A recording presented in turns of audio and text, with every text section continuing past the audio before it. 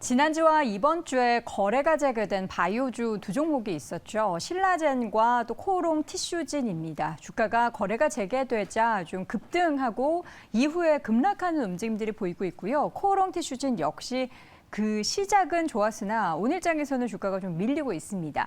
바이오주 이 가운데 전반적으로 좀 분위기가 좋아지고 있다라는 평가도 나타나고 있는데요. 오늘 관련한 이야기 더해서 오늘장 함께 반등하고 있는 원전주도 짚어보도록 하겠습니다. 인베스트 자문의 인성익 고문 함께합니다. 어서 오세요. 네, 안녕하세요. 네, 반갑습니다.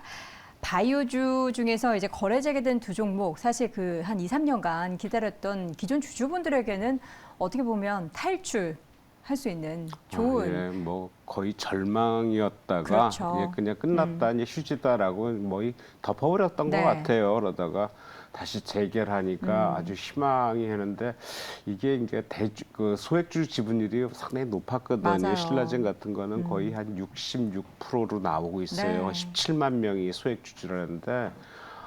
이때 뭐 진짜 거의 열풍처럼 주가가 올랐어요. 이게 이제 거래 재개가 2년 5개월 만에 거래 재개인데 그 전에 이제 3년 이전에 거래 그 종목 올라갈 때 보면 뭐 하루에 거래량이 거의 폭증을 하면서 네. 진짜 안 사면 안 될 정도로 얘기가 나오고 그러면서 진짜 신약 관련해서 거의 된 것처럼 삼상이 진행되면서 거의 뭐 바닥치고 10배 이상 올랐죠. 이 10,000원 미만 하던 주식이 10만 원이 넘어갔기 때문에 단기적으로 거의 뭐 그때 기억을 하면 거의 뭐 진짜 전쟁터 같이 올라갔던 그런 얘기인데 이게 이제 삼상이 거의 실패가 얘기가 나와요. 진짜 뭐 이게 갑자기 이럴 수가 있나? 왜냐면 이상만 돼도 우리가 보통 시판이 되고 거의 성공한 걸로 얘기가 되는데 바이오 업계에서는 이게 삼상까지 갔는데 갑자기 삼상에서 실패 얘기 나오고 라이센스 반납 얘기 나오고 뭐 하다 보니까 야 이거 뭐야 의도된 거 아니야 이런 얘기가 나오면서 뒤를 뒤져보니까 경영진의 배임도 있었고 횡령도 있었고 이러다 보니까 주가는 거래가 그러니까 매매는 거래가 정지되고 투자자들은 아주 곤욕 속에 빠지는 그런 양상이 됐었던 것 같아요. 그 이후의 움직임, 그러니까 이제 앞으로가 중요할 텐데, 물론 이제 거래가 재개되고 빠져나오신 분들도 계시는데 워낙에 높은 곳에서 매수하셔서 아직까지 이 종목 때문에 골머리를 앓고 계신 분들이 있습니다. 지금 향후에 주가 움직임에 대해서를 이야기를 하려면 뭘 봐야 될까요? 지금 워낙에 단기적으로는 단기 매매 세력도 들어와 있는 상황이고 너무나 급등락이 심해서 지금 보면은 코오롱 티슈진은 하락 전환했거든요. 네, 이제 신라젠이 먼저 이제 지지난주에 먼저 시작을 해 금요일날 시작을 했고 어제 이제 코오롱 티슈진이 또 연결돼서 이제 바이오주 과거에 문제됐던 종목들이 다시 이제 재상장하면서 거래가 재개됐는데 신라젠이 재상장한 이후에 이틀간 상한가를 쳤어요. 3일째 올라가다가 이제 아무래도 조정을 받았고 코오롱 티슈진이 어제 상한가 들어갔고 오늘 아침에 17% 강세를 나타냈다 다시 좀 하락을 하는데 이거 당연해요. 왜냐하면은 지금 향후를 모르는 상황이거든요. 어떻게 진행될지 이 회사에 대해서 실적 가구는 얘기할 수가 없고 이 회사들이 이제 새로 이제 거래 재개를 허가 받을 수 있게 된 어떤 동기나 이런 것들을 솔직히 지금 확실히 믿음이 안 간단 말이에요. 거기에서 거래는 기존에 거래 정지됐던 가격보다는 상당히 올라가서 지금 매매가 된 상태거든요. 신라젠 같은 거는 거래 가격 정지에 8,380원에 끝났단 말이에요. 이게 3만 원대부터 급락을 한 거거든요. 10만 원대부터 조정받은 거는 뭐 차익 매물이다 보는데 문제가 되면서 얘기가 나온 게 3만 원부터 8,380원까지 급락을 했다가 첫날 상한가 치면서 둘째 날 셋째가 올라간 게 16,500원까지 2배 이상 지금 올랐단 말이에요. 그러다가 지금 11,000원대까지 조정을 받았고 코오롱 티슈진 같은 것도 16,000원 정도에서 정지가 됐다가 지금 어제 상한가 치고 올라오면서 지금 거래되는 가격이란 말이에요. 그렇다면은 향후에 이 회사가 계속 진행되니까 그러니까 연속 기업으로서 가능할 건지 이런 걸 문제를 삼아야 될 것 같아요. 근데 이 회사가 지금 보니까 신라젠 같은 경우는 지금 팩400이 문제였단 말이에요.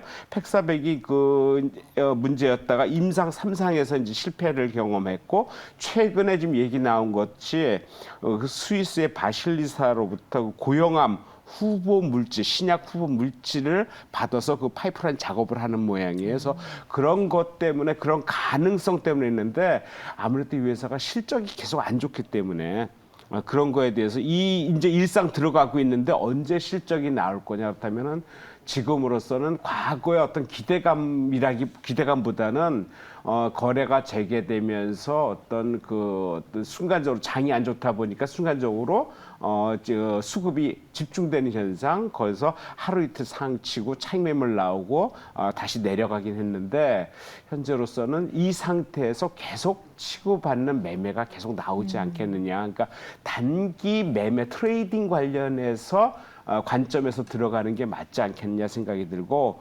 코롱 티슈 같은 게 이제 인보사 논란이에요. 인보사 가지고 했는데 최근에 나온 게 이제 식약처에서 품목 허가를 취소했는데 최근에 나온 것들이 뭐 있어가지고 그것을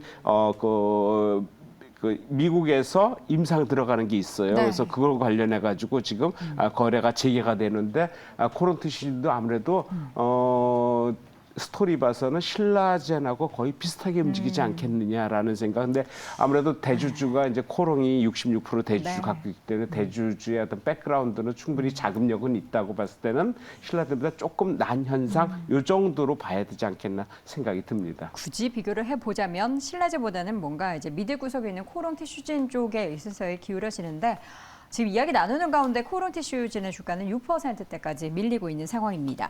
제약바이오주가 사실 오늘뿐만 아니라 최근 이번 주 움직임 그리고 지난주부터 보면은 뭔가 이들 업종에 대해서 수급이 좀 들어오나? 이런 생각이 들 정도의 주가 상승이 좀 보이고 있단 말이죠. 어떻게 좀 수급 여건이 좀 나아지고 있는 상황입니까?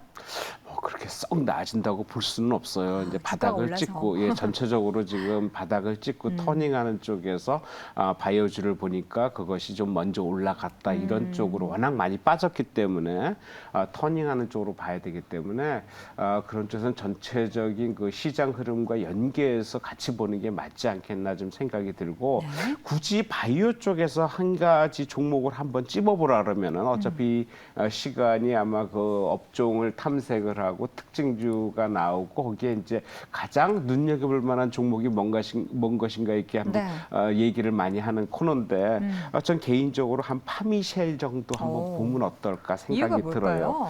일단 그 바이오주나 이런 쪽 제약 쪽의 실적이 별로 안 좋아요. 근데 파미쉘은 실적을 갖고 있어요.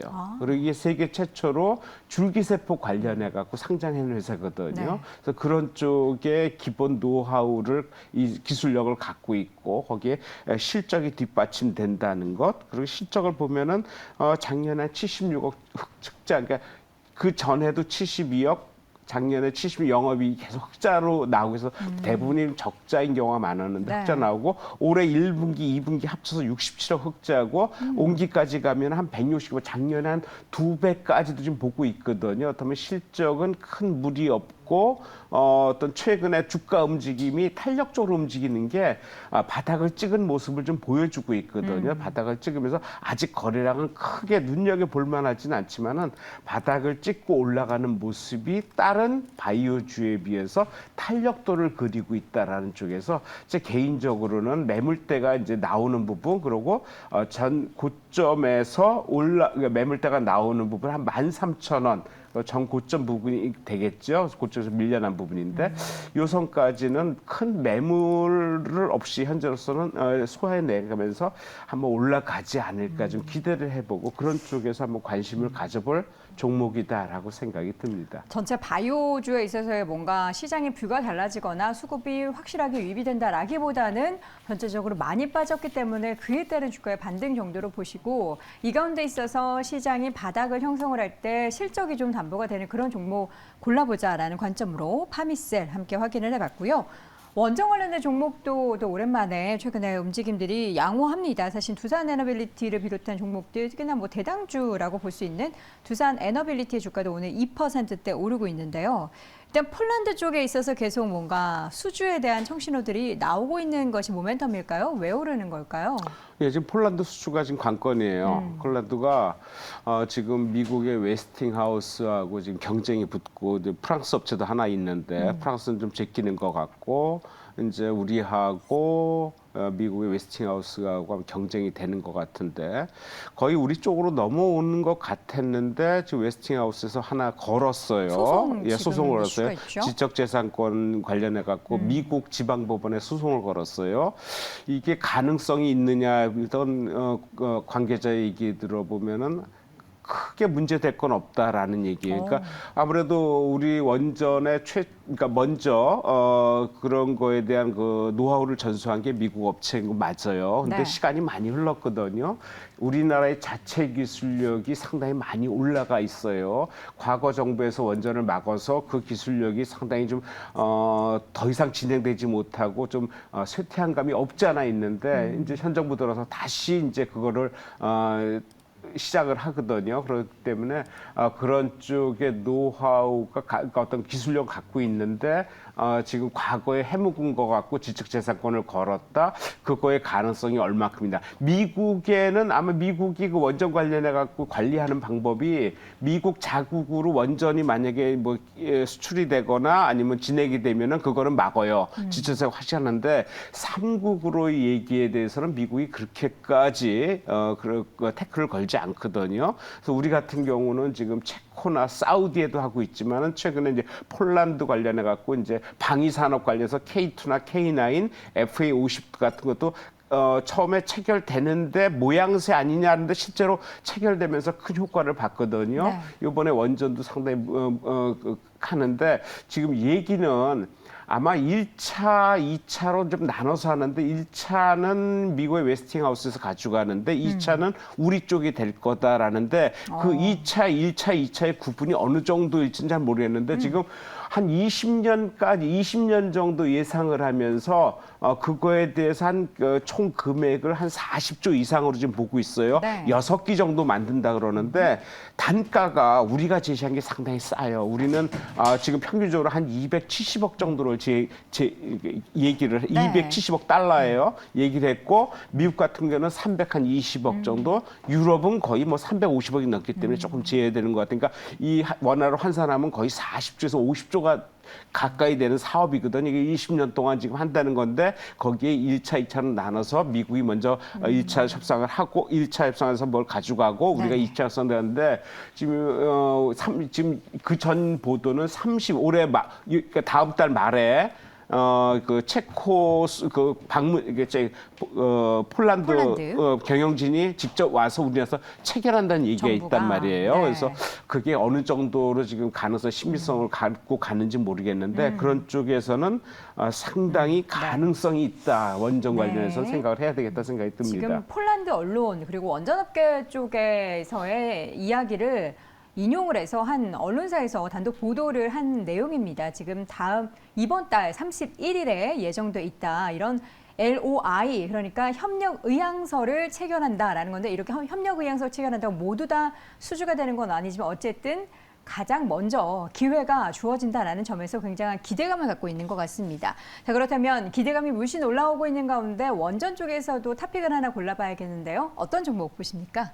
얼마 전까지 좀 강하게 올라간 게 한신기계예요. 근데 저는 개인적으로는 두산 에너빌리티 종목 나오는데 두산 에너빌리티를 한번 관심 있게 좀 볼 필요가 있다 생각이 드는 게 네. 전체적으로 장이 지금 바닥권에서 터닝을 하는데 코스닥 관련 그러니까 작은 종목들은 장 중에 좀 등락달락 상당히 어떤 그 움직임은 빠른데 네. 결과는 별로 안 좋은 것 같은데 상대적으로 큰 주식들은 네. 우직하게 움직이는데 바닥을 치고 올라가는 모습인데 대표적으로 원전 관련주의 그러니까 대표적인 큰 주식은 두산 에너빌리티 같아요. 진짜 관련주는 그러니까 한전기계나 한전사나 KPS겠지만은 그거에서 떨어져서 원자로를 만드는 게 두산 에너빌리티거든요. 그런 쪽에서는 네. 관심 있게 봐야 될 것 같다 생각이 들고 이 회사가 실적도 상당히 좋기 때문에 그런 쪽에서 상당히 만만치 않게 네. 성장성을 갖고 있다. 목표가는 네. 한 17,000원 정도 보고 현재 바닥에서 이중바닥 찍고 있는 모습 비슷하게 볼 수 있는데 목표가는 전 고점에서 흘러내린 부분이거든요. 한 17,000원까지 네. 가면 여기까지는 거의 매매가 거의 없었어요. 그냥 흘러내린 거기 때문에 쉽게 갈 수 있겠다. 그래서 네. 단기적으로 17,000원까지는 목표가를 보고 매매하시면 어떨까 알겠습니다. 생각이 듭니다. 자, 이렇게 해서 원전 관련된 이야기에서 결론은 탑픽 종목 두산에너빌리티 함께 확인해봤고요. 단기적 목표 주가는 17,000원 받습니다. 인베스트 전문의 인성희 고문 함께했습니다. 고맙습니다. 네, 감사합니다.